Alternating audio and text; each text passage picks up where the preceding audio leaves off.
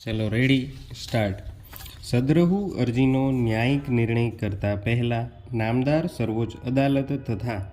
નામદાર વડી અદાલતોના ચુકાદાઓમાં કરવામાં આવેલ અવલોકનો ધ્યાને લેવા પણ જરૂરી થઈ પડે છે. આમ સદર કેસમાં અરજદારની આંક 1ની અરજીની હકીકત અરજદાર તરફે રજૂ થયેલ સદ્રહુ કાયદાની કલમ 14માં જણાવ્યા મુજબનું અધિકૃત અધિકારીનું સોગંદનામું તથા અરજદાર તરફે રજૂ થયેલ નિશાની 1થી નિશાની 14 વાળા દસ્તાવેજોને ધ્યાને લેતા અને ખાસ કરીને સદ્રહુ કાયદાની કલમ 13(2) અન્વયેની નોટિસ ઇસ્યુ કરેલ હોવાની હકીકત ધ્યાને લેતા સદ્રહુ કાયદાની કલમ 13 અને 14માં જણાવેલ જોગવાઈનું તથા ટ્રેડવેલ વિરુદ્ધ ઇન્ડિયન બેંક 2007 ક્રિમિનલ લો જનરલ 2544ના ચુકાદામાં જણાવેલ 2 શરતોનું પાલન થયેલ હોવાનું જણાઈ આવે છે. સદ્રહુ હકીકતોથી વિરુદ્ધની કોઈ હકીકત સામાવાળા રેકર્ડ ઉપર લાવી શકેલ નથી. આ ઉપરાંત હાલની અરજી સલામત લેણદાર દ્વારા નાણાં ઉછીના લેનાર વિરુદ્ધ સદ્રહુ કાયદાની કલમ 14 અન્વયે હાલની અરજીમાં જણાવેલ સલામત અસ્ક્યામતનો કબજો મેળવવા માટે કરેલ હોવાથી તથા સલામત અસ્ક્યામત આ અદાલતની હકૂમતમાં આવેલ હોવાથી ઉપર જણાવેલ ચુકાદાઓમાં કરવામાં આવેલ અવલોકન મુજબ આ અદાલત અરજદારની અરજીમાં જણાવેલ સલામત અસ્ક્યામતનો કબજો લેવામાં અરજદારને મદદ કરવા બંધાયેલ છે તેવું અત્રેની અદાલતનું માનવું છે.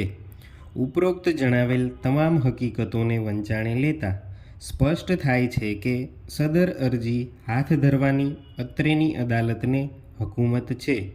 ઉપરાંત મજકૂર સામાવાળાઓને સદ્રહુ કાયદાની જોગવાઈ મુજબ નોટિસ આપવામાં આવેલ છે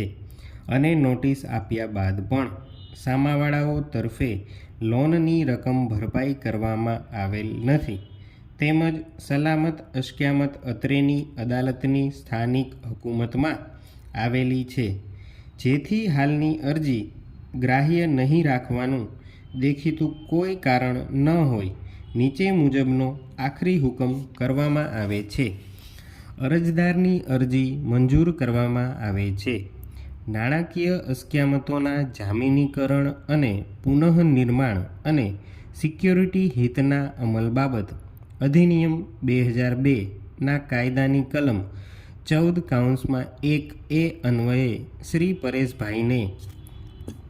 અરજીમાં જણાવેલ સલામત અસ્ક્યામતનો કબજો લેવામાં અરજદારને મદદરૂપ થવા માટે કોર્ટ કમિશનર તરીકે નિમણૂક કરવાનો હુકમ કરવામાં આવે છે. કોર્ટ કમિશનરને હુકમ કરવામાં આવે છે કે તેમણે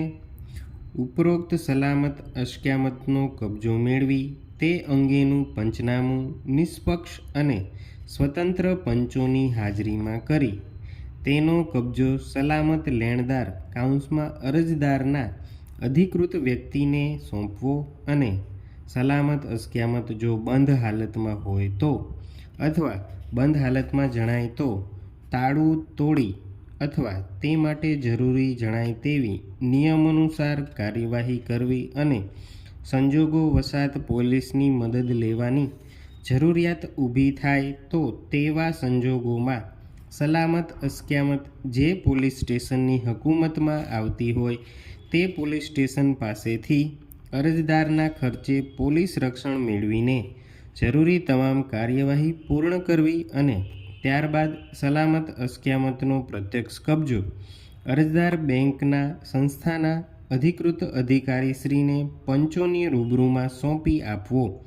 વધુમાં જિલ્લા પોલીસ અધિક્ષકની કચેરીને સદર આદેશથી સૂચિત કરવામાં આવે છે કે